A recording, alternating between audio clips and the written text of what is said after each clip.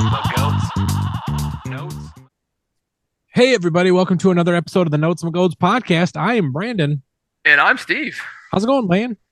Not bad, man. How are you? I'm just hanging out, man. We're just, living We're the into dream March. over here. What's that? We made it to March. We did make it to March. Getting ready for, you know, basketball, football, pro football's over. Yeah, man. USFL is probably going on right now. I'm pretty That sure. is true. Yeah. XFL started too, so we got football. XFL. All Dude, right. did you see they're bringing back the Arena Football League? They did. I don't know if they are bringing it back to Grand Rapids, They but I haven't heard. announced cities yet. Okay. I could see them The, bringing it to like Detroit. I could see them bringing it to Grand Rapids, man. We already got G League basketball. We're gonna get a That's true. professional volleyball team. We got single A Yeah. baseball. Yeah. I Um, get it. I could see I it. mean, yeah, we got the Griffins, so we got We, AHL hockey, so we can do yeah. well with football. Yeah, for sure. We should get an XFL team. Somebody at the Rock get that shit going. Let's go. Didn't we have we had a football team here this We have year. a we have a women's football team, the Grand Rapids Tidal Waves. Yeah, but we had a like there was another one, The Crush. yeah, yeah, Oh yeah. yeah. Yeah. Dude, the Tidal Waves are actually pretty fun to watch. If you're local to Grand Rapids and you guys are looking for football this spring or early summer, the Grand Rapids Tidal Waves is an all women's football team. They play a women's league, and they're brutal. Them Oh, women I'm are sure. nuts. I actually Um, saw back in the '90s when they were still rocking. So Yeah, check out the Grand Rapids Tidal Waves. They are amazing. A couple of our local friends from Wayland actually do play on the team. Nice. Um, and one of the I want to say one of the coaches or somebody with the Tidal Waves program is actually a coach on either the Buffalo Bills squad or the Redskins, or not the Redskins, the Commanders squad. She's actually a coach of Oh, one of those teams. So yeah, interesting. Interesting. local person. So Well, speaking today of things though, that are rocking out in the 90s, Steve, 80s 80s, 90s, whatever. Who are we is doing talking that too. to? Yeah, who are we talking to? Today we're talking to a friend of the podcast. He's been on a couple of times talking about 80s music again for some reason. Except this time, I don't think I'm going to get shit on for my musical choices. Oh, you probably still will. Maybe, but He did pick the album though, so you have a good shot of picking something he might actually not shit on you about. true. I still guarantee you're gonna get shot at least once. It's the Marine in him. It doesn't work. Yeah, Um, yeah. so guys, today we're bringing back Dan Deaver to the podcast. You guys remember he was back on episode about 80s movie soundtracks. Um, and he was actually on our Veterans Day podcast we had year and a half ago now. Yep.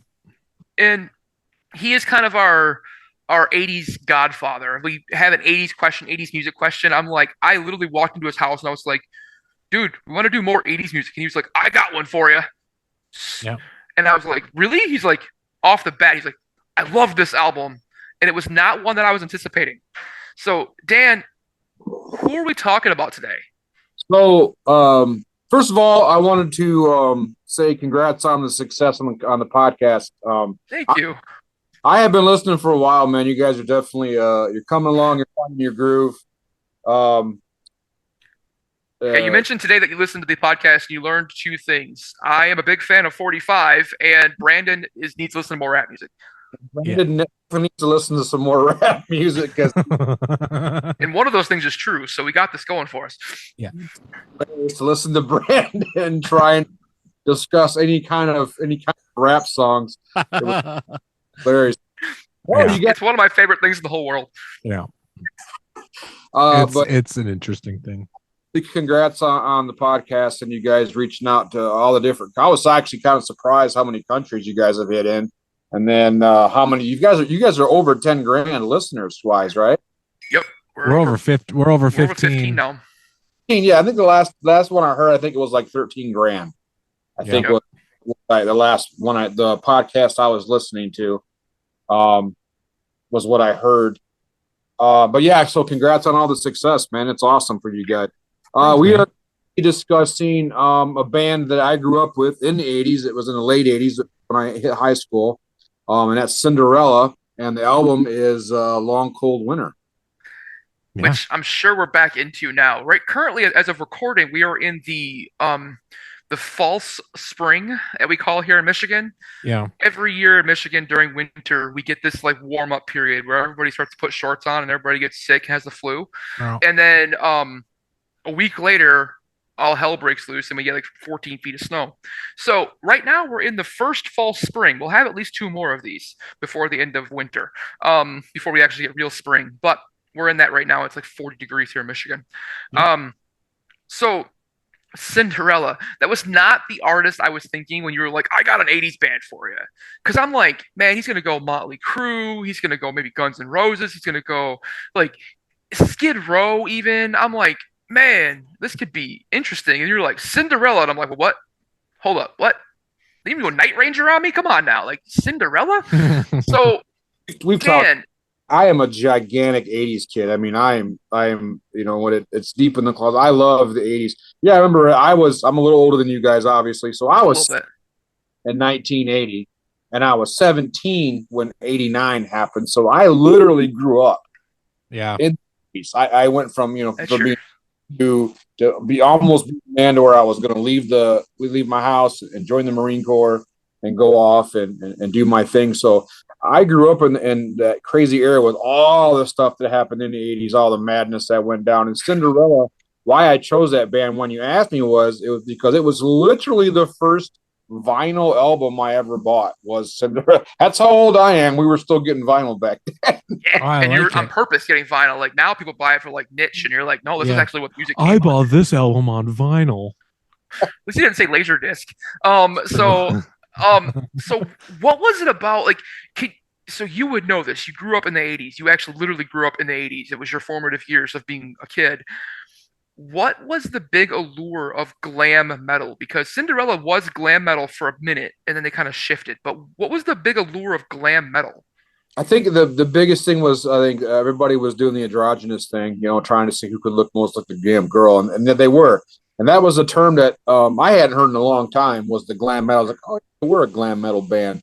I Yeah. think it was the more shocking because because you had a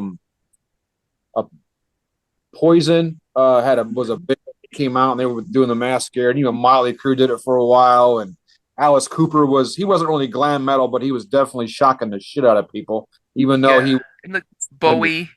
Bowie oh, was a big one, but Bowie was just weird.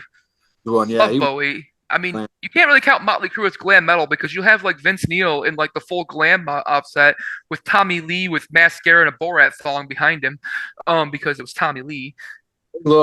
They looked absolutely insane. They all looked like women, which I think was the big thing they were all going for was the more you look like a girl at that time was the more people were attracted to it or trying to get it.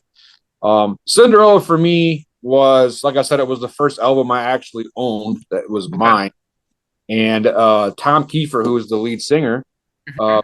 um, of Cinderella, it was that crazy voice of his that he had. It was the pitch that he could get. And for me, that particular album was my first dip into the blues pool because it was such a bluesy album compared to the second one or to the first one. The first one was there. I think Night Train was okay, or Night Moves was okay. It was Night Moves, right? Or Night was moves. it Yep. There's Moves? night moves.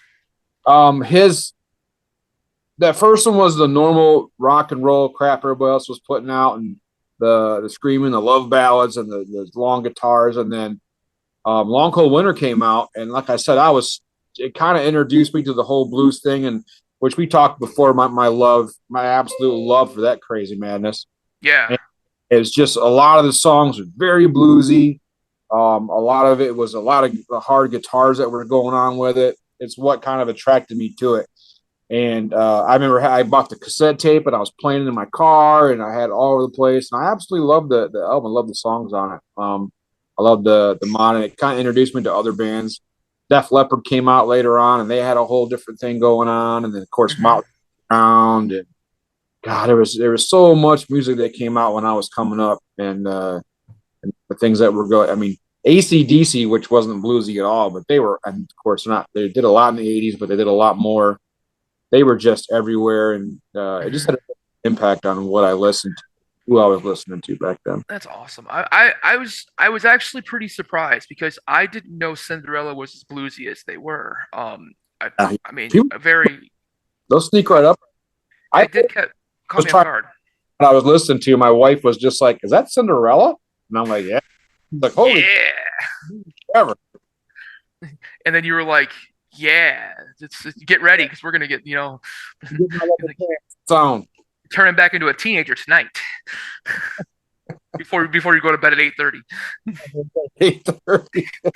Have my tea before I go to I bed. have my tea. I love it. So Cinderella, they're an American rock band from Philadelphia. They're active from 1983 to 2014. So, not too long ago, they stopped touring. Um, the band initially, like I said, was considered glam metal. It describes most of our parents in the 80s, as I wrote down. Um, but Yeah. shifted to blues rock vibe in the late 80s into the mid 90s. Now they were initially signed in 1985 after a failed attempt by multiple people to sign them. They had gotten multiple record labels to come see them play shows around Philadelphia, and nobody wanted to sign them. Gene Simmons actually even tried to get them signed. He tried to get his label to come out to sign them, and they were like, no, which is probably the first time in the 80s somebody said no to Gene. Um, Yeah. I couldn't figure that one out. But how they actually ended up getting signed is John Bon Jovi saw them perform and convinced a friend that was a label exec with Mercury Records to give him a shot.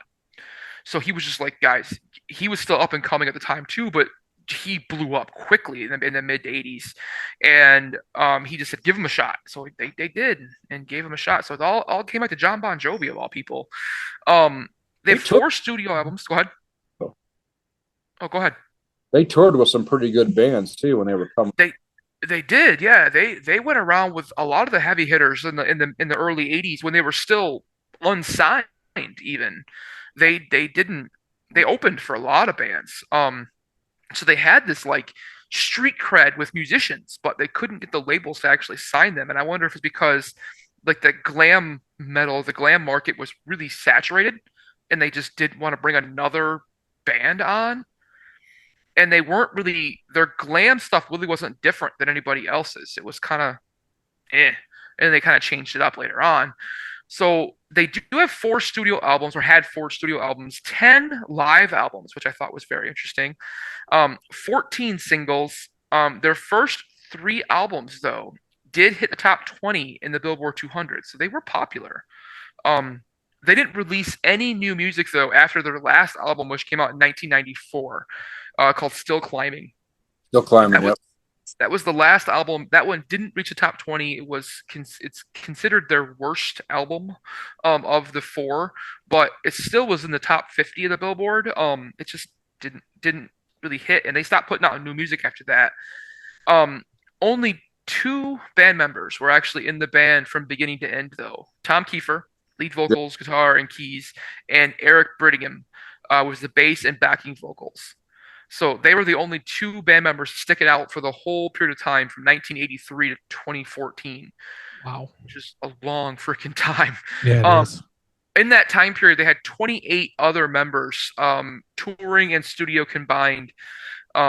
According to Tom Kiefer, the band has actually sold over 15 million albums. So, again, pretty popular. Not Guns N' Roses popular, but still pretty freaking popular. Um, Man, they were absolute sleepers. They hung in there for quite a while, and when they finally quit, when I think '93 kind of ruined them. The people were starting to kind of back off. Like every other band on the planet, they were already having problems. They mhm. were fighting. The money wasn't there. People were getting tired of touring. They weren't catching on or they weren't getting the the acts that they wanted to do. They were being seen more as a backup band or an opening act compared to the Headliner. headliners that they thought they should be. So there was a lot of infighting going on with that. A lot of promoters were screwing them over with money, Mhm. as happens in the music business is so nasty and ugly. It's unbelievable how anybody gets anything done with the crap that they got to put up with. But Well, you heard more of that happened in the '80s too with these smaller bands. They got taken advantage of. I mean, it wasn't until really recently, probably in the last 10, 15 years, that even smaller bands were able to command more of a more of a percentage from the record labels for touring and for their music because they realized if I'm good enough, I don't need the label. I can put it out independently. But in the 80s, you couldn't really do that. You needed the First, label. nobody ever heard of anybody owning their own stuff. Yeah. And the way Prince did business, I mean, there was a point where he wouldn't even record with anybody unless they own their own stuff because he wasn't Yeah. going to let anybody make any money off them unless Mm-mm. he. So and everybody was like, "That's unheard of. You can't do that." And Prince did it. So a lot of the bands now, that's their model is like, well, what's in it for us? I mean, Yeah. with this to the point we can literally download, produce, and distribute our own stuff, and we don't need you to do it. I mean, that's what the internet's crazy, and bands do it all the damn time. You It's not a know, bad idea to model yourself after Prince. I'm just saying, like, model your business acumen after Prince. It's not a bad idea. Um, he still has. I was reading somewhere that that Prince actually still has like hundreds of tracks that are in the vault that in Paisley Park that could be released at any time, but his family won't release them. They're just like, nah, music that's been done for it was done years ago too. He just never released he any just of it. never released it because he just didn't want to. He was Nope. just sitting on it because he was just like, I don't need to. Why would I? I Yep. like that stuff. I don't want you to hear it. Like the stories about Prince, I could talk about for hours because they're just hilarious. Like the stuff on Chappelle's show with Charlie Murphy and Prince, and people think that shit was a joke. That was not a joke.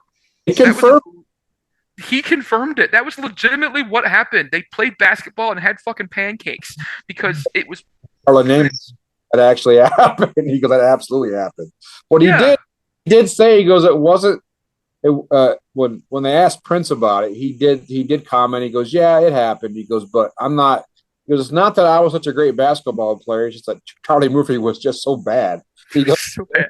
"What was so?" And it's amazing the stories that you've got from Prince. We haven't done Prince yet on the podcast. I think we have to do that at some point in the next year or so we can do Prince. Yeah. But so guys, they don't have any major awards. They didn't win any major awards. weren't nominated for anything. They were kind of that band that was just kind of the journeyman band. They played forever. I actually did see them. I want to say it like either a biker festival or a county fair I was doing for security, like a summer festival where I saw them Mm. open for somebody else, like Night Ranger or somebody. I saw them at a fair in Arizona. They were really good. They were rocking with Journey actually. Oh, Nice. nice. That Journey was rolling around, and they were still Tom to give his credit. He was still belting them out, man. He sounded Still like doing his thing. were actually real surprised that he was still kicking it out. I It like was it. yeah. So before I get to Long Cold Winter, how many Spotify listeners do you think this band still gets? And I will tell you, it is still in the millions. Oh wow, that's probably wasn't going to guess that. Spotify, Cinderella, because of old guys like me. I'm gonna go with nice round number. I'm gonna say I'm not gonna shoot too high. I'm gonna say 8. Okay. Okay. I'm gonna go 2.5. Brandon's closer. Okay. 1.8. Oh I'll try wow. to give some credit, man. 1.8 million. It's still hey. I mean, we just talked about I think Taylor or somebody else recently, and they're at like 80 a month, 80 million a month. Yeah. Taylor Like Swift. Taylor Yes. Swift, 80 million a month. That doesn't surprise me. Nope. It's ridiculous. There's Yeah. the amount. I just want like 100,000. I want 100, like 100 a month. Let's go. No, I'm just kidding. We get more than that a month, but Yeah. um now Long Cold Winter. It's the second studio album from Cinderella, released July 5th, 1988. Not in the winter at all. It's a terrible band name, terrible album name for when they released it. Just saying. It's a band from Philadelphia. You should know when the damn winter is. Uh, 10 tracks, 44 minutes long. The album did sell over 3 million albums. It went triple platinum. Um, Okay. Dan bought one of those. It got to number 10 on the Billboard 200, so it did fairly well there. The band supported the album with a 254 stop tour. In just over 2 years, they played 254 concerts. That's insane. That's crazy. That's a lot of cocaine. That's a lot of something. It's a lot of Yeah. bussing. It's a lot of stuff there. The album does feature 4 singles, which all charted in the Hot 100.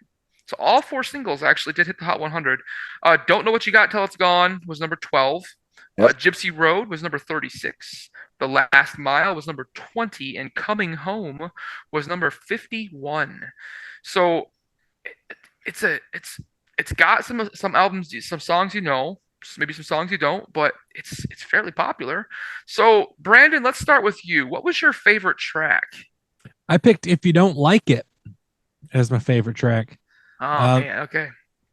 the first 45 seconds is just straight instrumental, and they don't even start singing until that point. But when it does start, the groove that is set already just by the music just keeps on going once you add in those lyrics. Just great. I definitely caught myself kind of jamming to this track a lot, just kind of like bebopping. And that sounds so white of me. So white. It's so white. When I listened to this track, I wish that I would have heard it years ago. This is going to make me sound super young, guys, super young, but here it is. I wish it would have been on one of those like Guitar Hero Rock Band games, because this track is like solid and would have been one that I would have like heard and then just see. This is the point when now I realize, Steve, that this is where I get shit on. It's fine, but it is what it is. So Your self-realization just came in there. It's like you were just like, yeah, that's light that's bulb. the That's why I point. get shit. That's Yeah, why I get right. shit. That's the point. So, but that one for me, what was my favorite track? So, Steve, what about you, man? As I'm literally that waiter, right as you put a piece of something in your mouth, how's your food tasting? I like it. I like it. Um, I think we need to do a rock band uh A podcast rock one of these band? days, That'd or be a fun. Yeah, Guitar Hero podcast one of Guitar these Hero. days. Yeah, the dude, just do a draft from a Guitar Hero, and I like it. yeah, Guitar Hero's got brought up a lot recently. Um, in the '80s, man. I tell you what. So My kid played it. Those are awesome, man. yeah. Um, my The one favorite was time I actually actually realized I could not actually play guitar. yeah, but you could play video games pretty good, so you're Oh, I good. can play video games. The carpal tunnel I got from playing Guitar Hero is astounding. So So, incredibly white. Oh my yeah. god. Um, so my favorite track was actually Bad Seamstress, Falling Apart the Seams. Mhm. I loved the twangy blues opening. This is the opening track on the album. I was totally not expecting this. I mentioned this before. Mixed in with that harmonica and Tom's opening from the band comes in and like roped me in. It gave me like that John Lee Hooker vibe, Mhm. and I was like all in for it. I mean the rest of the track gets bigger and it gets more glam, but it does keep a little bit of that blues vibe on the back end and just kind of like lets it kind of flow through. Mhm. But the opening part of this track is it sounds like an old blues album and it's amazing.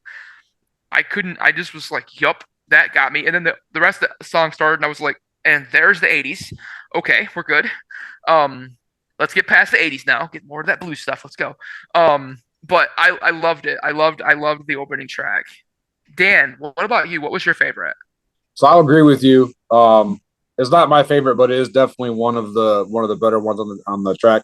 Was the Bad Sisters Blues. I agree with you. The opening was good. He started doing the harmonica kicked in, and then you hear him just that his voice, his normal voice. He wasn't singing it. He was kind of all mellow with it. And then Mm-hmm. the takes off, and he starts screaming at the green into it, and it goes glam. It was fantastic. It was really good. I also enjoyed it. It was one of the best on there. My favorite, for the exact same reason, is Long Cold Winter, because it's Okay. such bluesy. The whole song is just one long blues riff going into it. They're talking, he's telling a story. It's going through, and all the elements of the blues thing, which, like I said before, which this whole album was really bluesy. The whole thing was. So this Mm-hmm. was one I actually enjoy this song. It's one of the, I think it's the long. No, it ain't the longest one, but it's one of the longer songs on there. So I really actually enjoyed it. Okay. I like that. That was a good one too. I liked that. So Yeah. Brandon, it's time for us to play It's time for us to play the long cold wang. Here we go.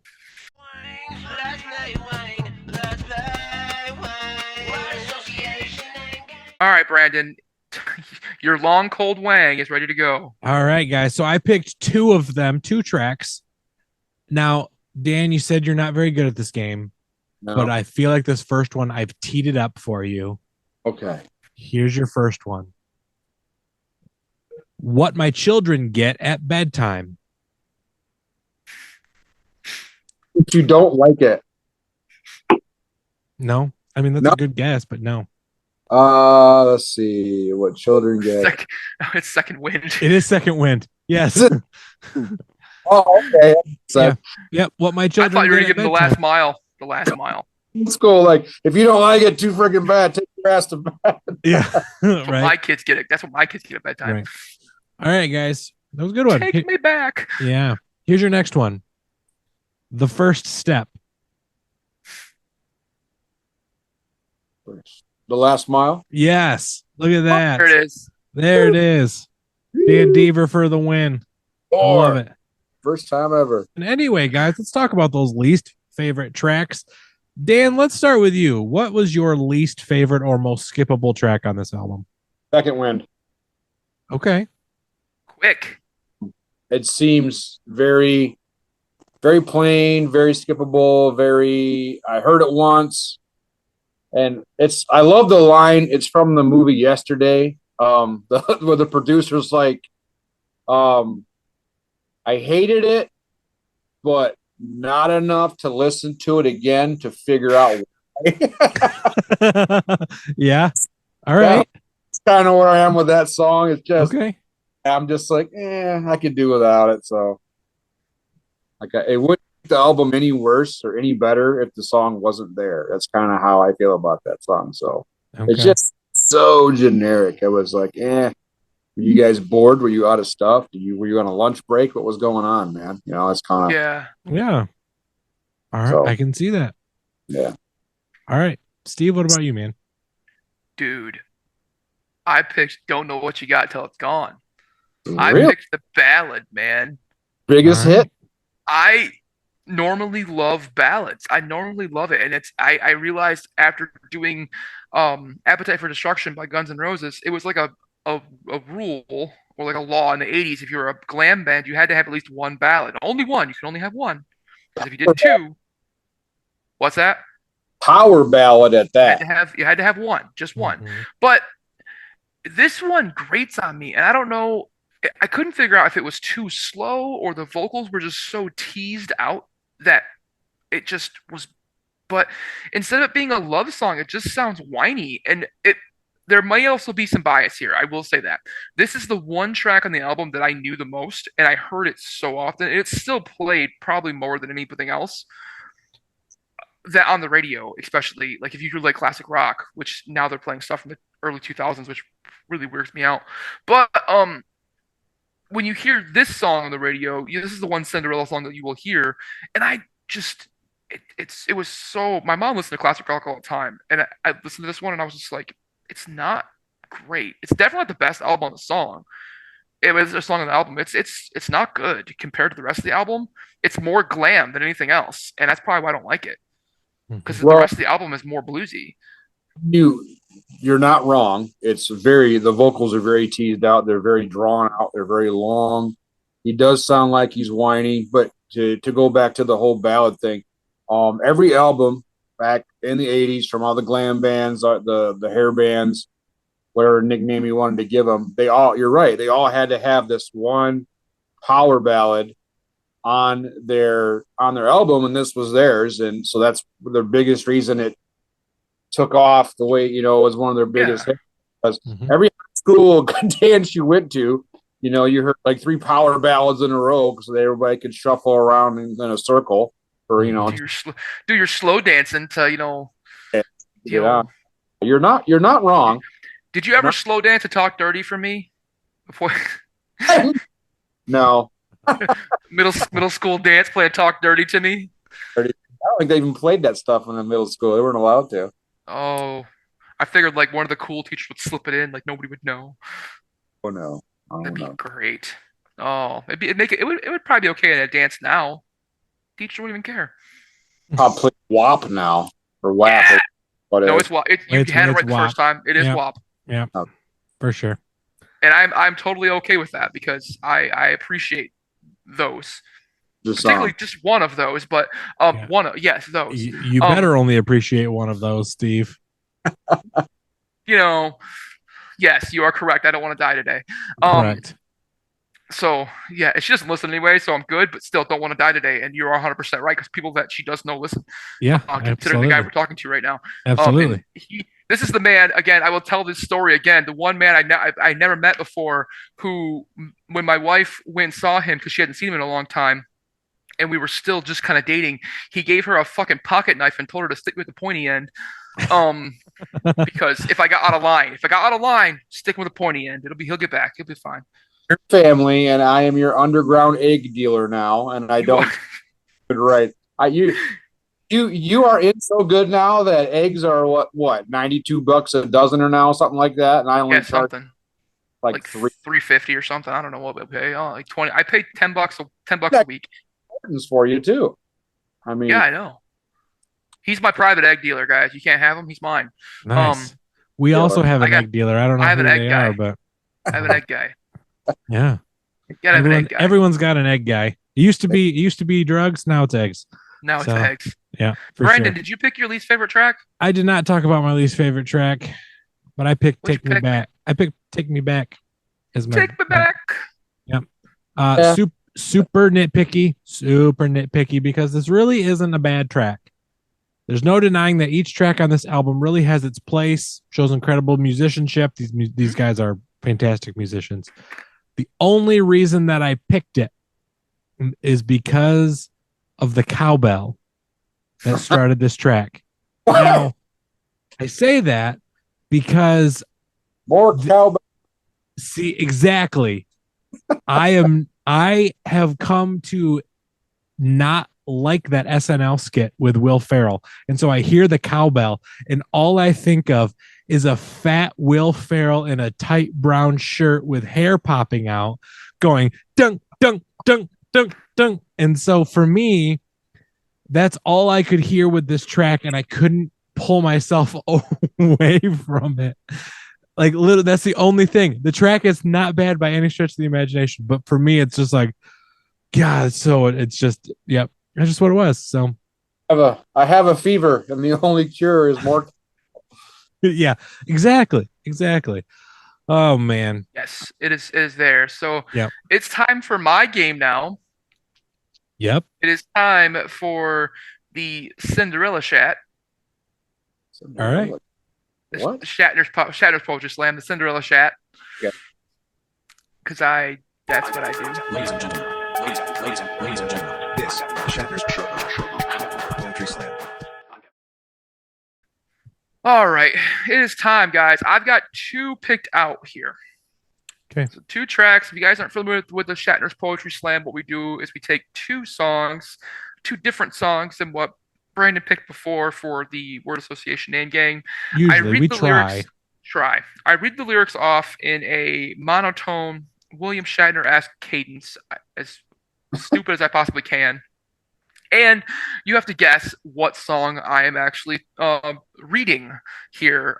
It's more difficult than you think because some of these are very hard, unless depending on the song, I guess. So, first one. Make sure I know what song title is. Good. Okay. I walked alone, my heart a little colder, trying to make it on my way. I took a ride, wasn't getting any older. 17 was here to stay. Gypsy Road. Nope. They caught us living a dream. We tried to get out of the steam. Coming home. Nope. Fire and Ice. Nope. Take me back. Take me back. At some point, we'll get there, Dan. Gotta get there. Trying to think, I was like, it's either. I got the first one. I was like, it's either Fire and Ice. Take me back. Which one is it? It's Take Me Back. You got it. All right. I don't know those two songs very well, so I was trying to figure out which one it was. And I try to pick for this song, especially, I try to pick ones that are a little bit more towards the back end or the very front end so we can try to figure out if I can throw them around here. Mm-hmm. All right. Second one. Lightning strikes before my eyes, makes them burn, makes them blind. I can catch what they throw at me. Heaven's fire sets me free. It's easy come and easy go. Don't you know? Yeah. When I'm down, I'm feeling low. My song title gets me strong. I've got no idea. I'm right back where I belong. My song title, I can't go wrong. I take what's mine and then move along. Second Wind. Yep. That's probably why I didn't know. I hate that damn song. I never listened. I know. When you said that, I was like, I'm gonna run with it and see what happens. There you go. I love it. All It's see right. because remember what Dan said. He said that he didn't like it, but he doesn't know why he likes it, but he knows enough to not go back and listen to it. So that's why he didn't get it. So Exactly. I 100% agree. I'm okay with that. Go back to hear it again to figure out why. yeah. Yep. Figure. I love it. So it is time for us to get into our deep cuts, the dark horse tracks, the ones that you might not have thought that were there, but you want to point them out to somebody else. I'll actually go first. I picked Brandon's favorite track. If you don't like it, Okay. I had never heard this track before. Never. It is more of what I was expecting from a band of this era. It's that charging rock track that like pushes the tempo, mixed in with that full band gang vocal that I anytime I can get a full band gang vocal, that I just love it. Like, let's go. Everybody's involved. It's such a hard pushing track. This is more of the rock vibe that mid to late 80s sound that I was like that I love. The late 80s, early 90s of that like dirty rock vibe that was kind of coming out then is like that was my 80s niche there. So plus in the grand scheme of things, I think I may have told my kids, if you don't like it, I don't care, at least 45 times in the last 3 days. So it really hit home. It really met me where I was. So I will take that one. So if you don't like it was my deep cut. I took Brandon's favorite and made it my own. Mhm. Brandon, let's you go next, and then we'll let Dan lead us off here with his one. Okay. So my deep cut, guys, was Second Wind. Yeah. So Of course it was. yeah. Number two reason why Dan will shit on me is right here, guys. Number it's, two, huh? It's fine. Yeah.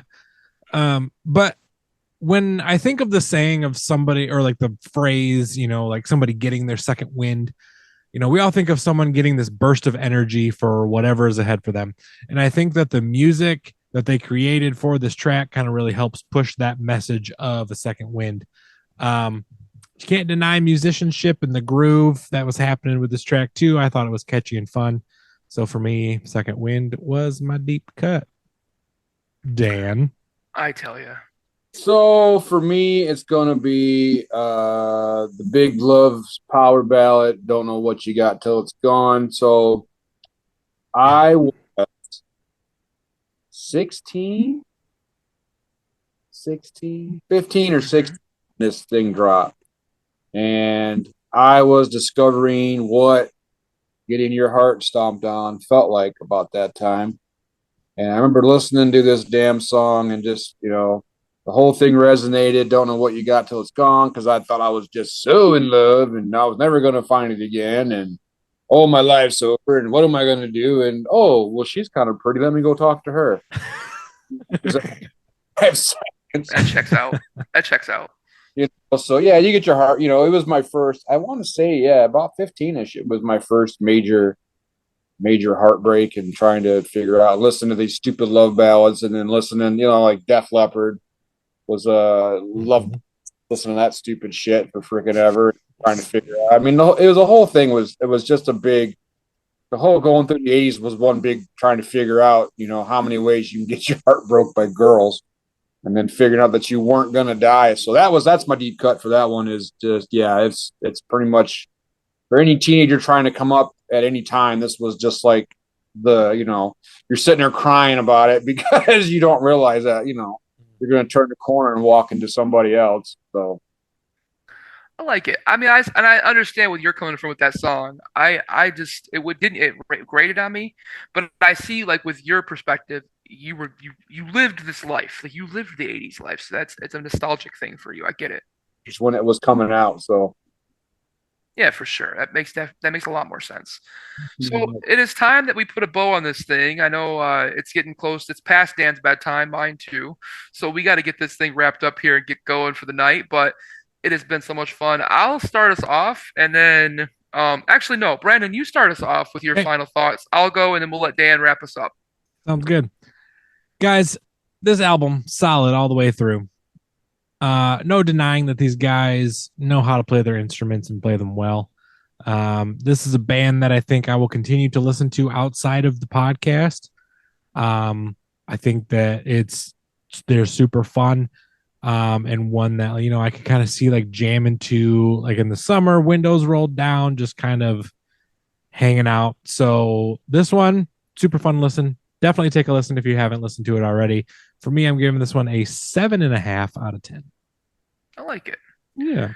So I feel like I fully appreciate this album.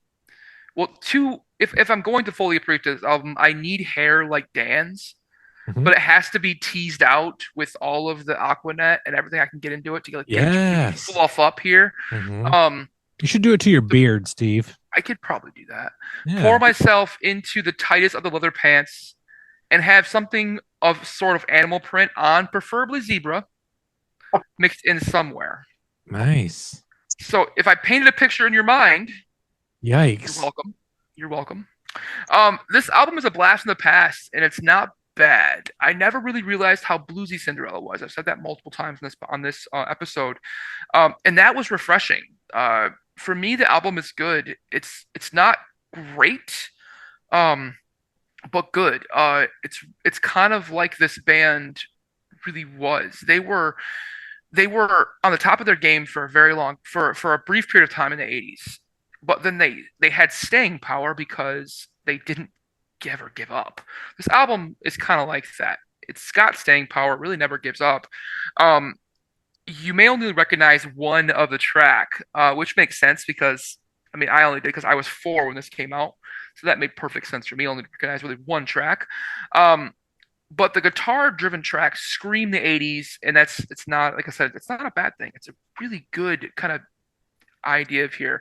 For me overall, I was kind of with Brandon. I went with a 7 out of 10. So I was right there, right in that area. Okay. I liked it. I feel like to fully, yeah, Dan just fluffed out for me, so he knows he's getting that going for me there. So to get the full vibe, I have to, bring back my 80s pants and squeeze myself into them, but figure it out here. You'll But probably you probably squeeze into them better now than you did, 2 years ago. it's a lot less to squeeze in now. I'm just saying. Yeah. It's a lot less to squeeze in. So, Yeah. but there's still some squeezing involved. Don't worry. Yeah.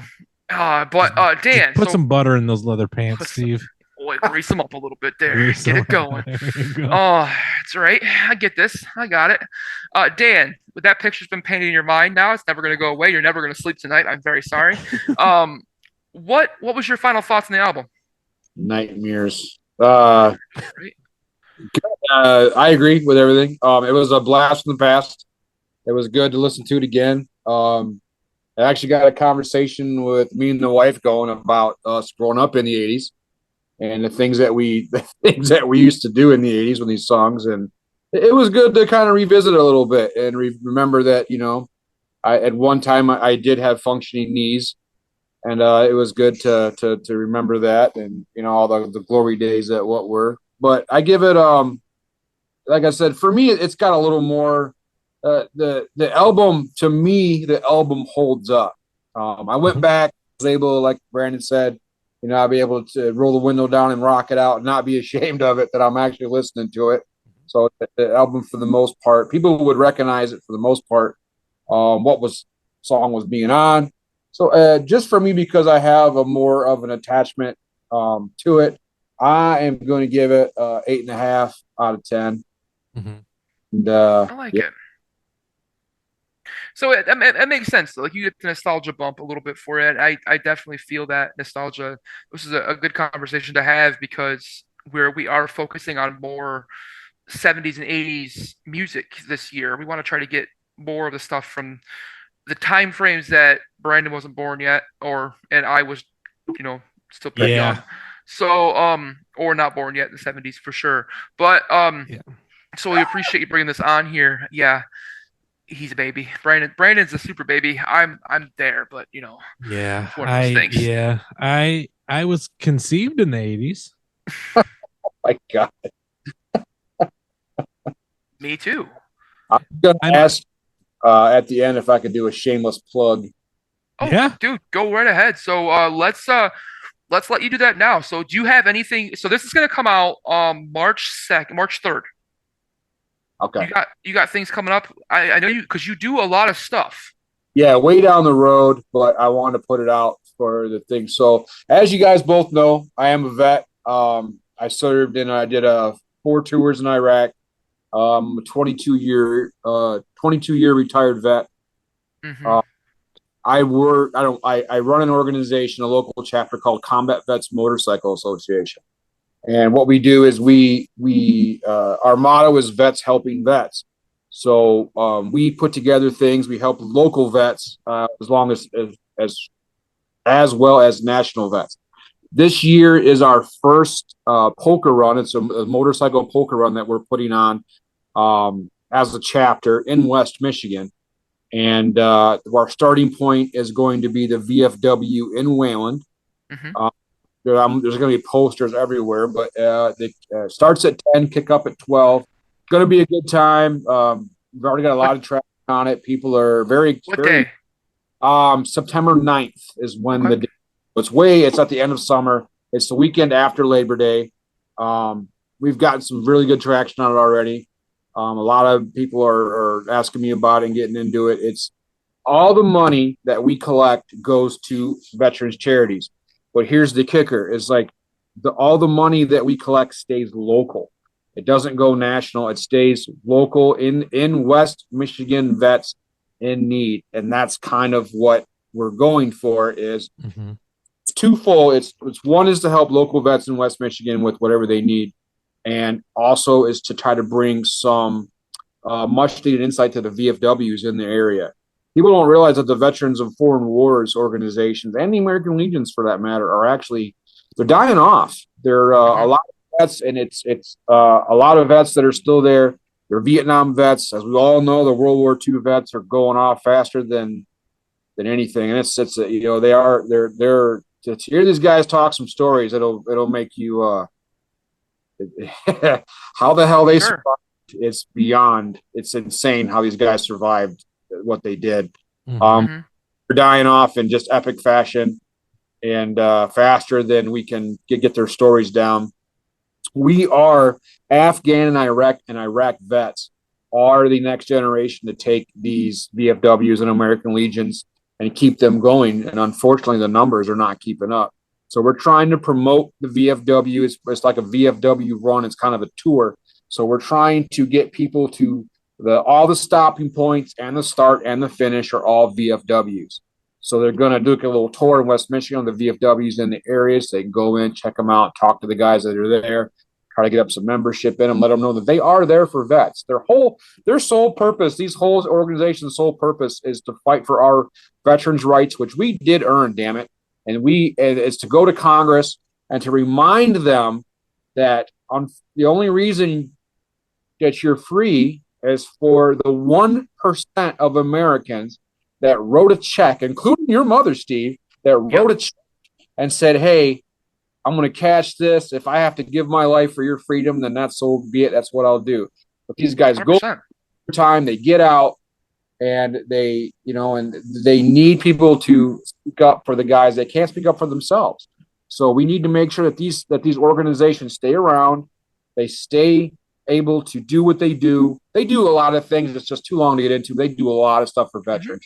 And it's not just combat vets, it's vets in general that they do these things for. So thanks for the soapbox. I appreciate it. Oh, dude, as we get closer to that, let us know how we can help. If there's Absolutely. something you guys got going on, if there's going to be maybe an event afterward or something else, maybe we can help do some emceeing or something else. We're down to help. If not, we can also help promote and do our stuff too. We'll promote it on all of our different socials and what we got going on. But I'll start sharing it around as well. I didn't realize it was September. I saw the stuff. I just didn't read it. It's pretty on brand for me. Put it out really, really early, so that we have to in our city, so it works out. Yeah, but we're going to be at that's got time. We're going to be at the Kalamazoo SWAT meet on March 12th. It's a Sunday. We got a table down there. It's at the Wings Event Center. We're going to be down there spreading for the vets. We're going to be selling T-shirts and whatnot and raising money. That's what we do. And basically just letting the people know that we are in the area and we are here and we're all about the veterans organizations, what they need. And yeah, we're really looking forward to it. I got an idea, and I'll pass it to you after we're done recording. So I got an idea when we're done recording. I'll talk to you about something. But that's awesome, dude. We'll make sure we definitely promote that for you. And get you kind of hooked up with some other friends of ours that I think can help as well with different things. But when we get closer to those dates, maybe like July, we'll start pushing it pretty heavy on our stuff. Maybe we'll actually do a commercial or something for it too. We can throw up on our podcast and get it out there for you. Get it recorded. We're pretty good at that stuff. But Brandon, where can the kids find us? Oh, guys, you can find us on Facebook. Search the Notes My Goats podcast. You can find us on Instagram and TikTok at Notes My Goats pod. We are on Instagram or on Twitter at Notes My Goats pod, but we don't really post there a whole lot because why, Steve? Fuck Elon Musk. 100%. So, so Whatever do you? Good Lord. He exists. That fucking guy. Yeah. So partial paralysis is not a good look, Steve. Okay, let it go, man. Let it go. Yeah, that dude's. I'm pretty sure that dude was got a white implant. I know he's from South Africa and everything, but that is the whitest. He is whiter than fucking Brandon, which is a really fucking white dude. That's really white. And yeah, dude can't take his shirt off anymore. But he's just a terrible person. I don't like him. And I'm not alone. But you're not alone, guys. You can find us pretty much everywhere, like Brandon said. Find us on TikTok. Find us all your major social media platforms. Check out the Combat Vets Motorcycle Club in West Michigan and nationwide. If you're unfamiliar with them, Dan, do you guys have a Facebook page? Like, does the chapter have a Facebook page yet? The chapter has a public Facebook page. It's Combat Vets Motorcycle Association, Michigan 35-4 is the public page on Facebook. I think there's an Instagram page too. Same thing. CVMA. And we are nationwide, like you said. There, if you just put in CVMA, it will pop right up. Combat Vets Motorcycle Association. We have chapters in every state, Japan, Korea, Germany, anywhere there's vets, we're there. That's awesome. So we'll make sure to post that in our show notes as well, so you guys can check that out. We love helping organizations, and we do love helping vets. We are very much tied into the vet community with what we do. Personally, both been affected by vets. We have vets in our family. We want to help. So when we get to the point here, we can we can do something for you guys. We'll help out too. So looking forward to that. But guys, this has been Cinderella's Long Cold Winter with another Dan Deaver here. We had a great time today. But we will see you guys on Tuesday next week. This has been the Notes My Goats podcast. I am Steve. I'm Brandon. And we'll see you on Tuesday.